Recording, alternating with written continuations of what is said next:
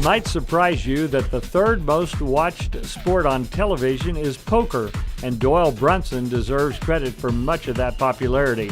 But before Doyle Brunson became known as Texas Dolly, as the Babe Ruth, the Michael Jordan, or the Arnold Palmer of poker, he was an outstanding athlete at Sweetwater. He grew up in tiny Longworth in Fisher County.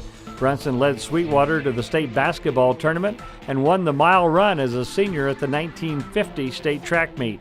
He earned a basketball scholarship to Hardin-Simmons, and as a junior, he was named the Border Conference's most valuable player, scoring 428 points in 28 games and leading the Cowboys to the NCAA tournament. The Minneapolis Lakers expressed interest in signing Brunson, but a broken leg in the summer between his junior and senior year curtailed his NBA aspirations. Instead, he turned to poker.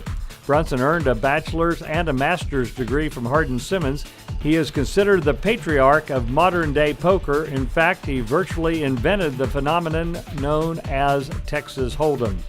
Brunson has won an unprecedented and record 10 World Series of Poker events, including back-to-back titles. He was the first to win $1 million in a World Series of Poker tournament and the first to win the gold bracelet for the World Series of Poker Championship in 4 different decades. In 1978, he changed poker forever when he published the book Super System, a guide to Texas Hold'em and other games of poker. It is considered the Bible of poker. He later wrote Super Series 2, an autobiography, and another book specifically about online poker and the greatest hands he has seen. He is a member of the Hardin-Simmons Hall of Fame and is in numerous poker halls of fame. In 2006, Bluff magazine named Brunson the most influential force in the world of poker. At age 83, he still plays high-stakes poker every day in Las Vegas, where he lives, and because of his wife's ill health, Doyle was unable to come to Abilene for his induction, but he prepared this video for his acceptance into the Big Country Athletic Hall of Fame. Hi, I'm Doyle Brunson. I'm particularly honored for this occasion because it involves Texas.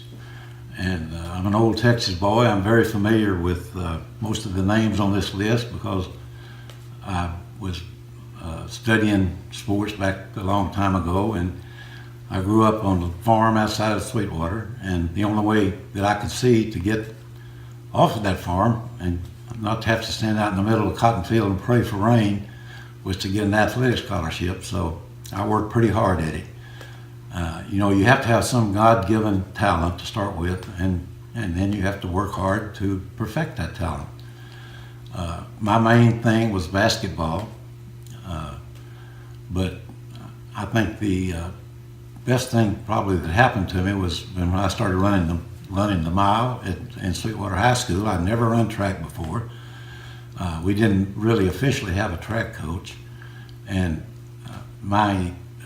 the way I ran, I just didn't know what to do. I just sprinted out and took the lead, and I never would allow anybody to go around me.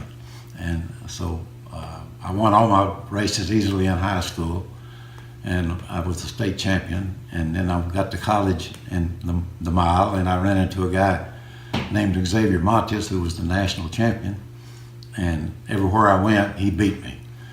And so when I was playing basketball, he was from Texas Western, it's UTEP now, and he came up to me and he said, "I think this is going to be your year in the mile, Brunson." And I said, "Well, I hope so, Xavier. I just hope there's not another one like you over in Mexico that I don't know about." And he looked at me and he smiled and he said, "No, don't worry." He said, "Every Mexican that can run, jump, or swim is already over here." I'm particularly pleased to see at the existing members that there are 5 members from my university and 6 members from Sweetwater. So that particularly delights me, and it also pleases me that I'm going into this Hall of Fame with my old pal Larry Wardes from Hardin-Simmons. He was ahead of me a little bit in college, but he was a great ball player in his own right. I know that he got in mostly on his coaching ability, but besides that, he was a great basketball player. And I would like to alert the selection committee to my high school basketball team. we went to the state semifinals, which was pretty good for a bunch of 16-year-old kids that never had any coaching, because Sweetwater was a football town, as everybody knows. And I was too small as a sophomore to play football, so I concentrated on basketball. And so the football players came, and each one went on to college to have really distinguished careers. Carl Nunn went to Hardin-Simmons, and he won the Border Conference tennis championship for 2 years. He won the national doubles championship 1 year. Another member was Ronald Fraley. He went to TCU. He still holds the record for most interceptions. He's on the all-time Southwest Conference football team. And the other two were two of my buddies from Longworth. There's D.C. Andrews, who was a 2-year all-conference board of conference selection in football at Hardin-Simmons.